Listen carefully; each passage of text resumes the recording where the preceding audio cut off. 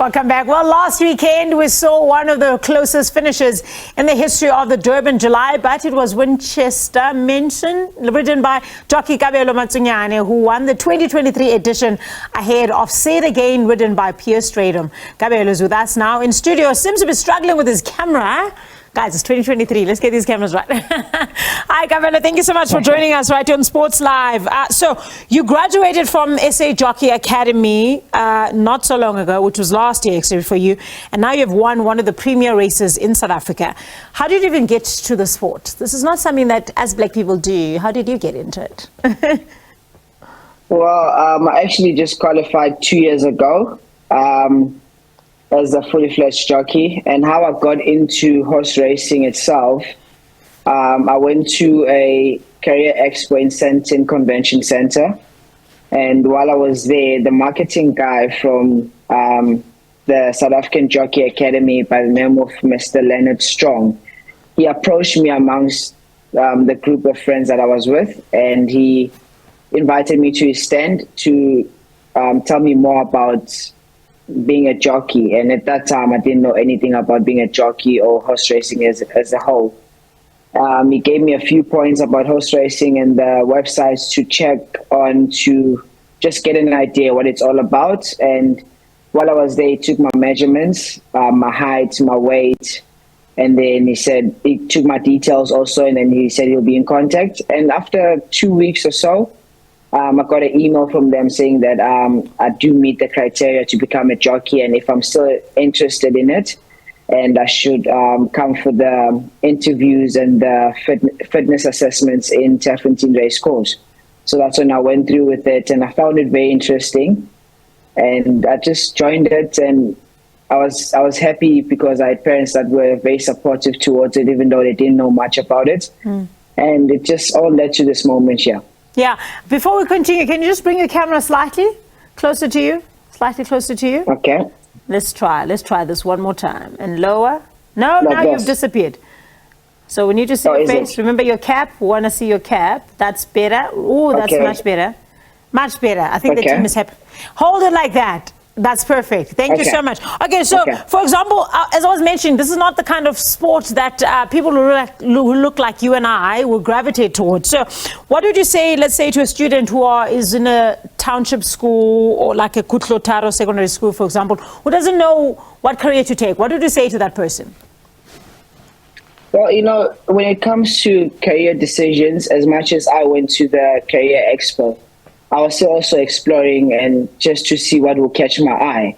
I know I've always been a guy that I didn't see myself doing a 8 to 5 kind of job, being behind a desk and typing on a keyboard or whatever. I've always seen myself as a person that will be out there and working with people and interacting more with people. And I used to play soccer when I was in school.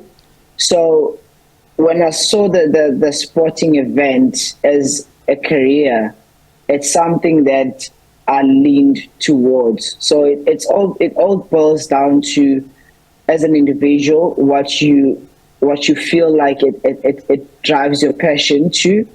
Because at the end of the day, you can't say you want to go play soccer when you know very well it's not your strong point or it's something that you enjoy doing. At the end of the day, as much as it's a career, but it has to be something that you actually enjoy, and it mustn't feel like a job. And I believe that's one of the ways where you can enjoy your job and it doesn't feel like something that you're forced to do. It must be something that you actually look forward to doing every single day. And that's exactly how I feel when it comes to horse racing. As much as I was never familiar to it, and I knew nothing about horse racing, and I don't even have a family racing background. But I made it for myself to a point where I knew that, okay, I've put my mind into this and I need to make it happen. And I mean, to any youngster out there, it's just all about just putting your thoughts into action. It doesn't help to procrastinate and have all these ideas in your head or have this dream to do a certain kind of job or a dream job that you've always thought about. If you don't action it, it's pointless. So at the end of the day, it's all about just actioning all the points that you have in your head and make them happen, make your dreams happen. Yeah. Is it not expensive? Well, it is expensive to study to become a jockey. I remember when I did all the assessments, and I actually they were very happy with me when it comes to fitness and my physique itself. And when we started talking finances, I think even my parents got biggest fight of their lives. I come from humble beginnings, so my parents, both of them, never had a stable job in their lives. They've always been self-employed.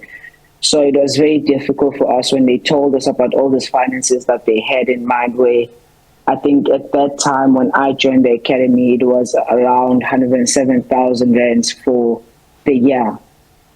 And at that time, my parents couldn't afford that. And then because the academy itself was very keen to have me as one of them, they made a deal with my parents to a point where they said, okay, you can tell us how much you can afford a month. Sure. And then what happens is when I start race riding, whatever I make from race riding, they're going to take a certain percentage to pay themselves back from whatever summary that is left behind. So with me, my parents were paying 3,000 rands a month instead of paying 7,000 rands a month. Sure. And with the remaining amount that they didn't pay, I had to pay it when I started race riding. Okay. And we didn't allow that to stop me from pursuing this.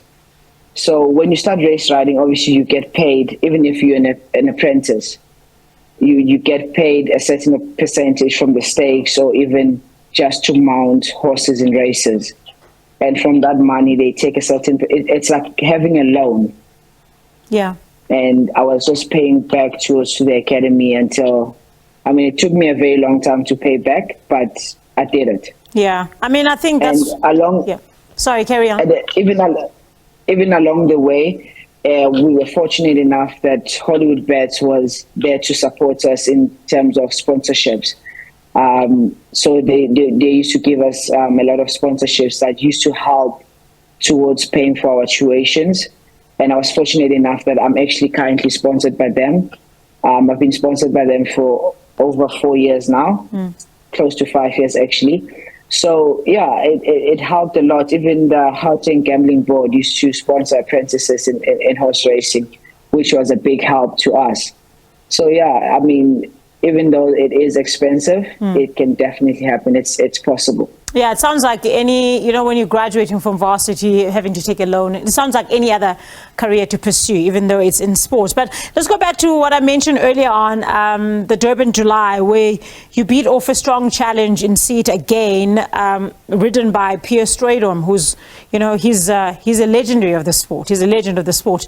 Talk about that decision to move your stick from your right hand to your left, to where you ended up winning by 0.25 lengths.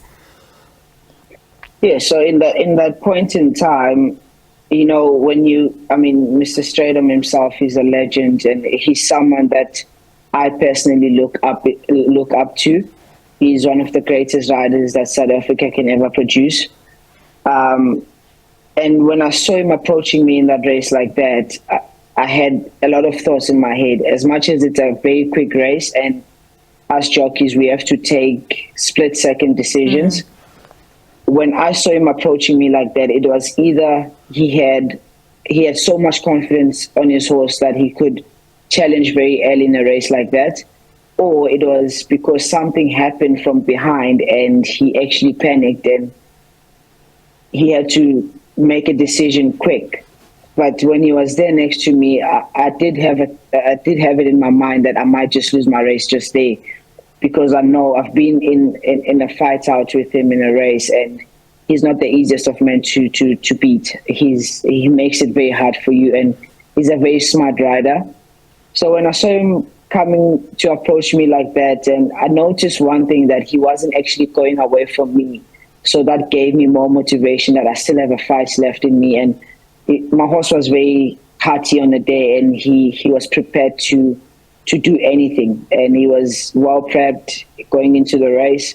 So he was fit, and he was literally ready to go to war. and he didn't give in the fight. He fought for me, and he gave me his absolute best, and I think that's what won us the race. Yeah, I mean, a lot of things need to come together for you to win a race, especially like that, with those circumstances that you mentioned. Talk about the relationship between, your training and also the relationship between a horse and a jockey and all those things that can go wrong. And also, what's next for you since now you've won the Durban July? Since I've won the Durban July, it is it's a huge opportunity. It's one of the races that, if you can ask any South African jockey, it's one race that every jockey wants to win. It's the most important race in Africa. So winning the Durban July, for me, I would say it's the beginning of greater things. It's a moment in my career where I've grown from strength to strength, and from here I just want to strive for more and just keep doing what I do best and keep my head down, work hard, and take those opportunities as they come. And it opens up more doors, and it opens up more opportunities in my career. By at least I know now I've got exposure in South Africa when it comes to trainers, owners. I'm being recognized. Yeah. And hopefully that exposure can spread out to international opportunities, where I can get opportunities to race somewhere overseas, even if it's just an invitation for a certain period, maybe 6 months or whatever the case might be, and just to get that international experience. Yes, I've ridden in France before, but it was just for one race. And it's one of the places that I would like to go back to. I would love to race in Hong Kong one day. I'd love to see myself in Australia. So winning the Durban July, I think it's an opportunity that will open more opportunities to me to actually get closer to those international races. Yeah, sorry, we can't get to that relationship between you and your horse, but we can catch up on that next time we chat to you. Thank you so much, Kabelo Matsunyane, the winner of the Durban July.